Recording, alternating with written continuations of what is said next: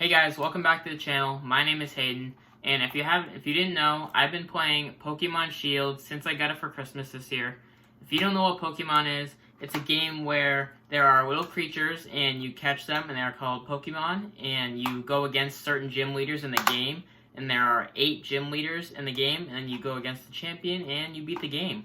Now, this is my review of Pokemon Shield. Now, I've been playing this since Christmas time, and I've almost beaten the game. I'm at the champion, but I haven't beaten him yet. But I feel like it's already time for an in-game review. Now, in the beginning, before this game was released, there was rumors saying that Game Freak, the publisher of Pokemon, did not put enough effort in creating the game. Now, one of my cons is they put certain Pokemon in each game. They didn't put every single Pokemon that there always is in each game. Now, the other game between this was Sword. So, Sword and Shield are what came out this year, or the past year in 2019. And they didn't put every single Pokemon in each game. They put a certain amount in one game and a certain amount in other games. Why would you do that? I don't like that, honestly. And in the beginning, as traditional Pokemon goes, I've been playing since Pokemon Diamond for the Nintendo DS. Now, in the beginning, they always let you name your rival. You have a rival throughout the story, and it's always somebody related to you, like your cousin or possibly your friend, that kind of thing. And you live in the same town, and you grow up, and you get stronger and stronger as you go. And you battle him or her throughout the game. Now, in traditional games, you always were able to name your rival. This past year, you couldn't name your rival. They named your rival Hop. Hop is a terrible name. That is not a good name for your rival. And his brother was named Leon. Leon is the champion of the game. In the very beginning of the game, Hop and Leon were both going on and on and on about how Leon was the champion of the game and how he beat everybody.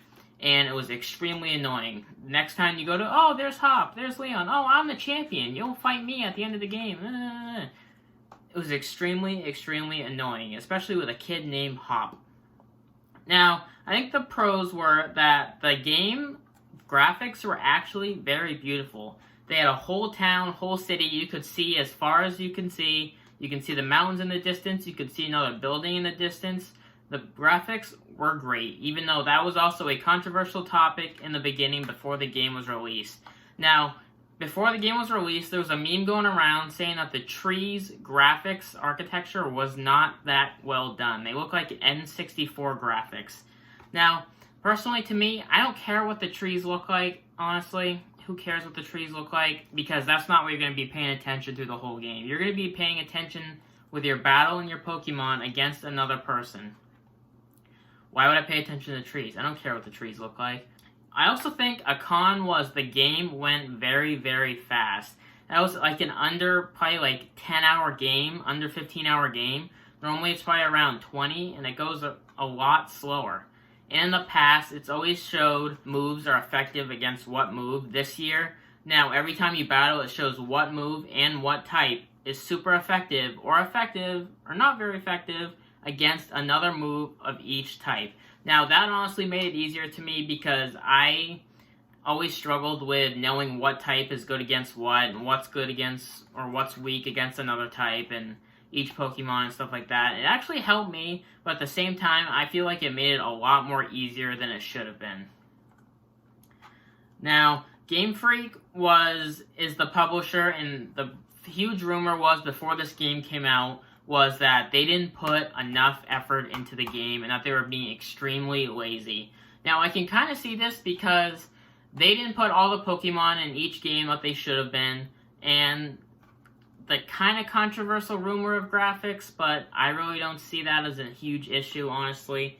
It wasn't an issue to me, but now, my brother is playing Pokemon Sword, and him and I are both at basically the end of the game.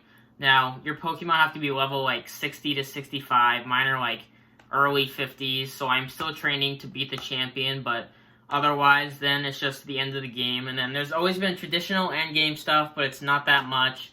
Now, Pokemon came out with an expansion earlier, I think last week, with a $30 expansion for each game that gives you more Pokemon and more endgame stuff. To me, that's not really worth it, because in the beginning, they should have had every Pokemon there were in each game. and they had a little bit of endgame stuff, but I don't really do the endgame stuff. I feel like that once I beat the champion, the game's over. Like, I'm not going to do anything else after that. So, that I won't be getting. $30, not worth it to me. I mean, $30 isn't a bad price, but thank God they didn't make it like 40 or 60, the price of a new game, literally. But otherwise, I think it was a solid game, but it just went a little too fast. Now, is it worth it? I think it's worth it to me, but to you, that may be a different opinion to you. But otherwise, Pokemon Sword and Shield start at $60. You can find them cheaper, probably for, like, on eBay, Marketplace, for like $40, $45, $50. But otherwise, that is my review. Make sure to like, comment, and subscribe on this video.